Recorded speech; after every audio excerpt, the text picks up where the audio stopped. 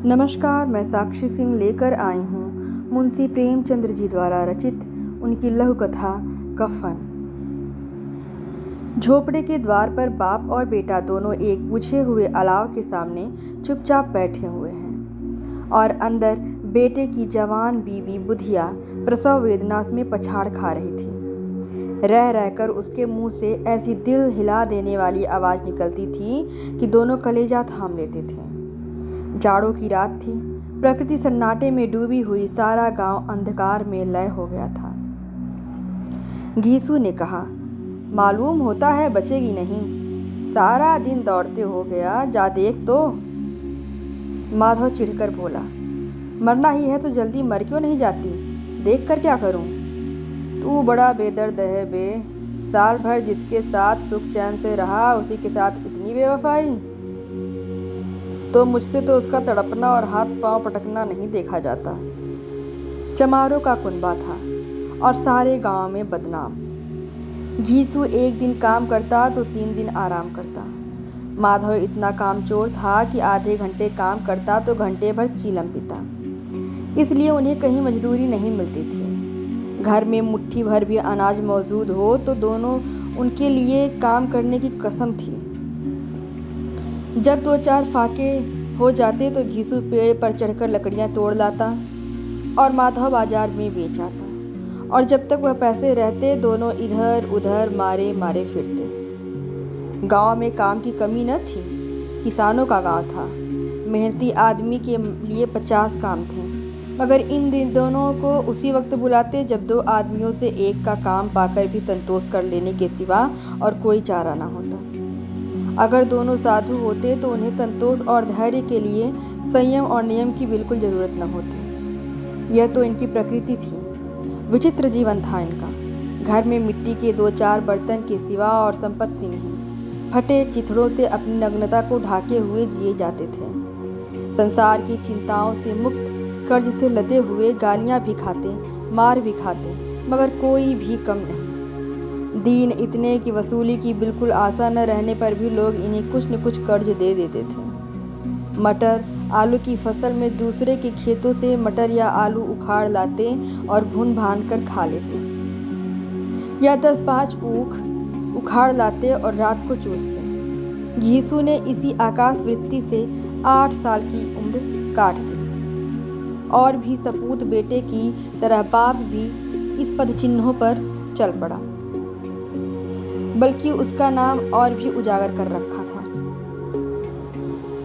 इस वक्त भी दोनों अलाव के सामने बैठकर आलू भून रहे थे, जो कि किसी के खेत से खोद लाए थे। घीसू की स्त्री का तो बहुत दिन हुए देहांत हो गया था। माधव का ब्याह पिछले साल हुआ था। जब से यह औरत आई थी उसने इस खानदान में व्यवस्था की नींव डाली थी और इन दोनों बेगैरतों का दोजख भरती रहती थी। जब से वह आई यह दोनों और भी आराम तलब हो गए थे, बल्कि कुछ अकड़ने भी लगे थे।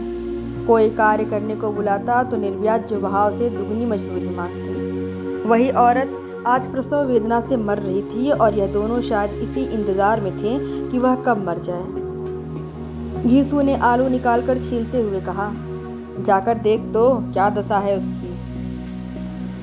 चुड़ैल का फिसाद होगा और क्या, यहाँ तो ओझा भी 1 रुपया मांगता है। माधव को भय था कि कोठरी में गया तो घीसू आलूओं को बड़ा भाग साफ कर देगा। बोला, मुझे वहाँ जाते डर लगता है। डर किस बात का है, मैं तो यहाँ हूँ ही, तो तुम ही जाकर देखो ना। मेरी औरत जब मरी थी तो मैं 3 दिन तक उसके पास से हिला तक नहीं था, और फिर मुझसे लजाएगी कि नहीं। जिसका मुँह कभी नहीं देखा आज उसका उघड़ा हुआ बदन देखूँ, उसे तन की सुध भी तो न होगी। मुझे देख लेगी तो खुलकर हाथ पाँव भी पटक न सकेगी। मैं सोचता हूँ कि कोई बाल बच्चा हुआ तो क्या होगा। सोठ गुड़ तेल कुछ भी तो नहीं है घर में। सब कुछ आ जाएगा, भगवान दे तो। जो लोग अभी 1 पैसा नहीं दे रहे हैं वे ही कल बुलाकर रुपए देंगे। मेरे 9 लड़के हुए, घर में कभी कुछ न था, मगर भगवान ने किसी न किसी तरह बेड़ा पार ही लगाया। जिस समाज में रात दिन मेहनत करने वालों की हालत उनकी हालत से कुछ बहुत अच्छी न थी, और किसानों के मुकाबले में वे लोग जो किसानों की दुर्बलताओं का लाभ उठाना जानते थे वो कहीं ज़्यादा संपन्न थे। वहाँ इस तरह की मनोवृत्ति का पैदा हो जाना कोई अचरज की बात नहीं थी। हम तो कहेंगे घीसू किसानों से कहीं ज़्यादा विचारवान था और किसानों के विचार शून्य समूह में शामिल होने के बदले बैठकबाजों की कुत्सित मंडली में जा मिला था। हाँ, उसमें यह शक्ति न थी कि बैठकबाजों के नियम और नीति का पालन करता। इसलिए जहाँ उसकी मंडली के और लोग गांव के सरगना और मुखिया बने हुए थे, उस पर सारा गांव उंगली उठाता था। फिर भी यह तस्कीन तो थी कि अगर वह फटे हाल है तो कम से कम उसे किसानों की भी किसी जात तोड़ मेहनत करनी पड़ती थी और उसकी सरलता और निरीहता से लोग बेजा फ़ायदा तो नहीं उठाते। दोनों आलू निकाल निकाल कर जलते जलते खाने लगे। कल से कुछ खाया नहीं था, इतना सब्र न था कि ठंडा हो जाने दे।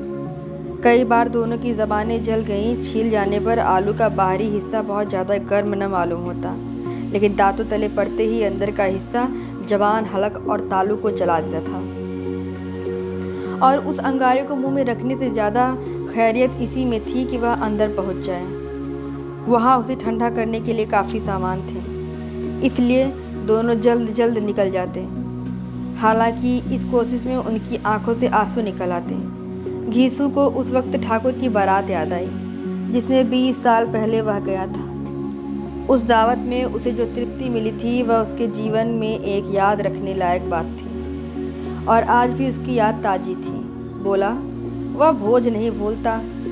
तब से फिर उस तरह का खाना और भरपेट नहीं मिला। लड़की वालों ने सबको भरपेट पूड़ियाँ खिलाई थी, सबको, छोटे बड़े सबने पूड़ियाँ खाई और असली घी की चटनी, रायता, 3 तरह के सूखे साग, एक रसेदार तरकारी, दही, चटनी, मिठाई। अब क्या बताऊं कि उस भोज में क्या स्वाद मिला। कोई रोक टोक नहीं थी, जो चीज़ चाहे मांगो, जितना चाहो खाओ। लोगों ने ऐसा खाया कि किसी से पानी न पिया गया। मगर परोसने वाले हैं कि पत्तल में गर्म गर्म गोल गोल सुवासित कचौड़ियाँ डाल देते थे। मना करते हैं कि नहीं चाहिए, पत्तल पर हाथ से रोके हुए हैं, मगर वह हैं कि दिए जाते हैं। और जब सबने मुंह धो लिया तो पान इलायची भी मिली, मगर मुझे पान लेने की कहाँ सुधती, खड़ा हुआ न जाता था। चटपट जाकर अपने कंबल पर लेट गया। ऐसा दिल दरिया था वह ठाकुर। माधव ने इन पदार्थों का मन ही मन मजा लेते हुए कहा, अब हमें कोई ऐसा भोज नहीं खिलाता। अब कोई क्या खिलाएगा, वह जमाना दूसरा था। अब तो सबको किफ़ायत सूझती है। शादी ब्याह में मत खर्च करो, क्रियाकर्म में मत खर्च करो। पूछो गरीबों का माल बटोर बटोर कर कहाँ रखोगे। बटोरने में तो कमी नहीं है, हाँ खर्च में किफ़ायत सूझती है। तुमने एक 20 पूरियाँ खाई होंगी। 20 से ज़्यादा खाई थी, मैं 50 खा जाता। 50 से कम मैंने न खाई होंगी। अच्छा पट्ठा था, तू तो मेरा आधा भी नहीं है। आलू खाकर दोनों ने पानी पिया और वहीं अलाव के सामने अपनी धोतियाँ ओढ़कर पाँव पेट में डाले सो रहे, जैसे 2 बड़े अजगर गिंडुलिया मारकर सो रहे हों। और बुधिया अभी कराह रही थी। सवेरे माधव ने कोठरी में जाकर देखा तो उसकी स्त्री ठंडी हो गई थी। उसके मुंह पर मक्खियाँ भिनक रही थी। पथराई हुई आंखें ऊपर टंगी हुई थी, सारी देह धूल से लथपथ हो रही थी। उसके पेट में बच्चा मर गया था। माधव भागा हुआ घीसू के पास आया, फिर दोनों जोर जोर से हाय हाय करके और छाती पीट करके रोने लगे। पड़ोस वालों ने यह रोना धोना सुना तो दौड़े हुए आए और पुरानी मर्यादा अनुसार इनको अभागा समझने लगे। मगर ज़्यादा रोने पीटने का अवसर न था। कफन की और लकड़ी की फिक्र करनी थी। घर में तो पैसा इस तरह गायब था जैसे चील के घोंसले में मांस। बाप बेटे रोते हुए गांव के जमींदार के पास गए। वह इन दोनों की सूरत से नफरत करते थे। कई बार इन्हें अपने हाथों से पीट चुके थे। चोरी करने के लिए वादे करके काम पर न आने के लिए पूछा, क्या है बेगिसुआ, रोता क्यों है? अब तो तू कहीं दिखलाई भी नहीं देता, मालूम होता है इस गांव में रहना नहीं चाहता। घीसू ने जमीन पर सिर रखकर आंखों में आंसू भरे हुए कहा, सरकार बड़ी विपत्ति में हूँ। माधव की घरवाली रात को गुजर गई। रात भर तड़पती रही सरकार, हम दोनों उसके सिरहाने बैठे रहे। दवा दारू जो कुछ हो सका सब कुछ किया, मुदा वह हमें दगा दे गई। अब कोई एक रोटी देने वाला भी न रहा मालिक, तबाह हो गए, घर उजड़ गया। आपका गुलाम हूँ मालिक, आपके सिवा कौन उसकी मिट्टी पार लगाएगा। हमारे हाथ में तो जो कुछ था वह सब तो दवा दारू में उठ गया।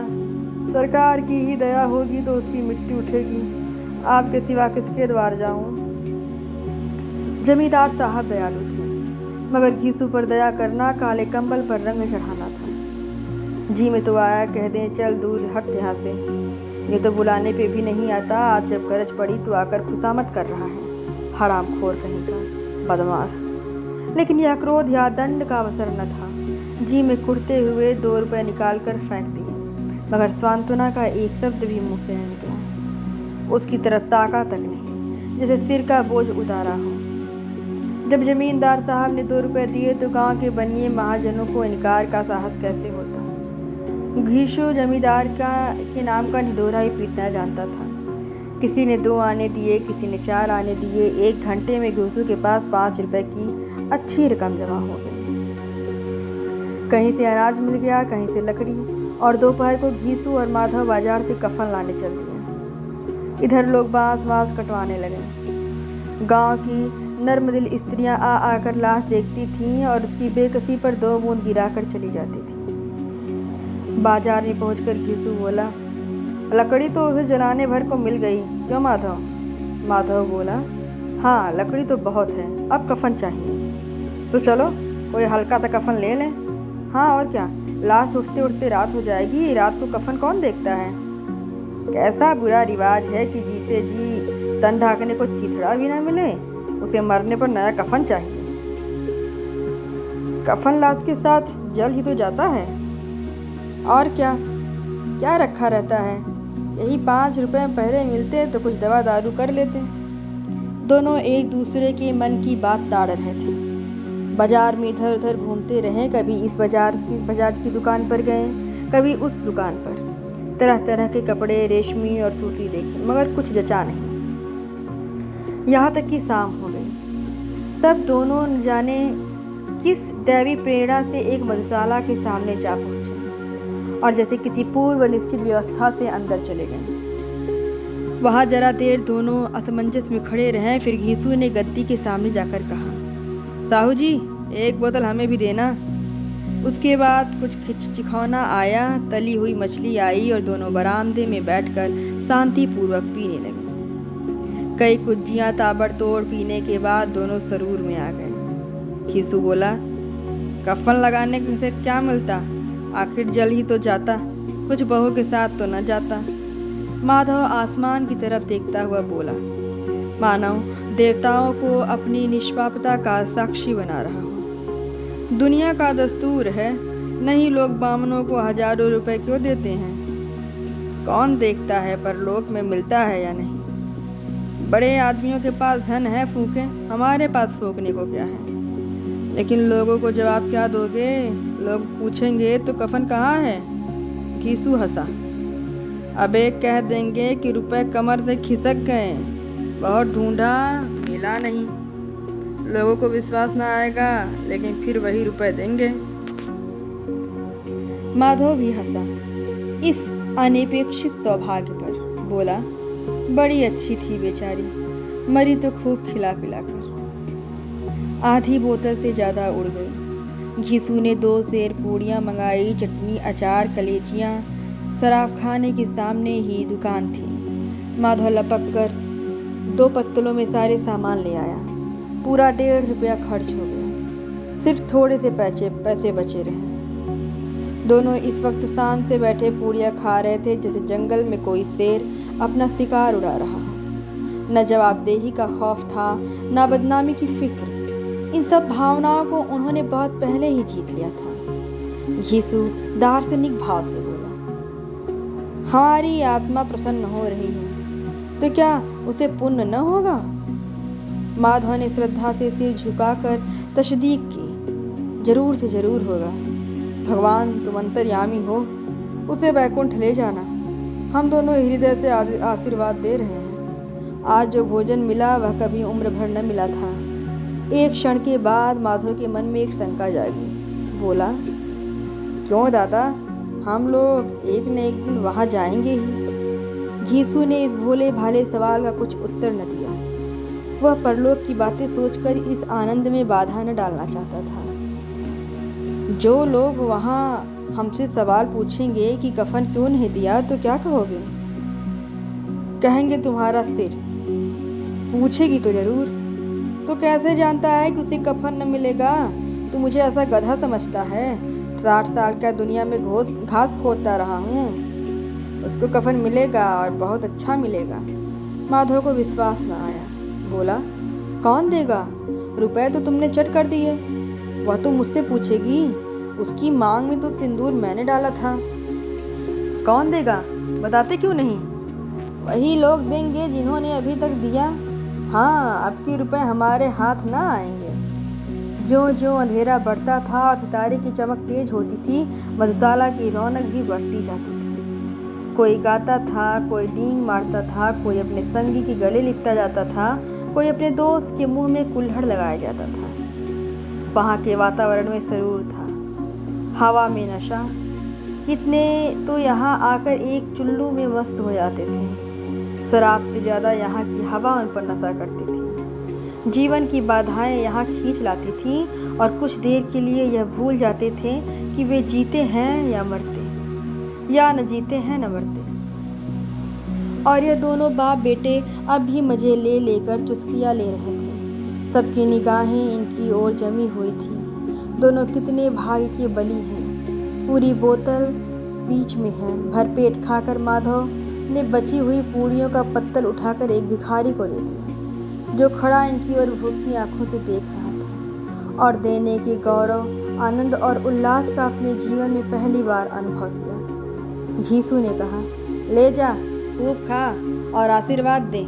जिसकी कमाई है वह तो मर गई, मगर तेरा आशीर्वाद उसे जरूर पहुँचेगा।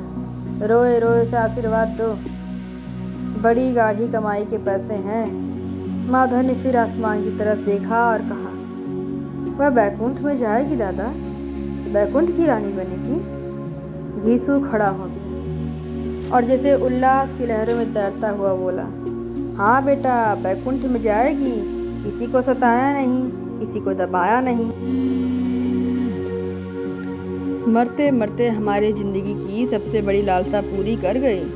वह न बैकुंठ में जाएगी तो क्या ये मोटे मोटे लोग जाएंगे, जो गरीबों के दोनों हाथों से लूटते हैं और अपने पाप को धोने के लिए गंगा में नहाते हैं और मंदिरों में जल चढ़ाते हैं। श्रद्धालुता का यह रंग तुरंत ही बदल गया। अस्थिरता नशे की खासियत है। दुख और निराशा का दौर हुआ। माधव बोला, मगर दादा, बेचारी ने जिंदगी में बड़ा दुख होगा। कितना दुख झेल कर मरी। वह आंखों पर हाथ रखकर रोने लगा, चीखे मार मार कर। घीसू ने समझाया, क्यों रोता है बेटा? खुश हो कि वह माया जाल से मुक्त हो गई, जंजाल से छूट गई। बड़ी भाग्यवान थी जो इतनी जल्दी माया मोह के बंधन तोड़ दिए। ठगनी क्यों न नैना झमकावे ठगनी। पियक्कड़ों की आंखें इनकी ओर लगी हुई थीं और यह दोनों अपने दिल में मस्त गाए जाते थे।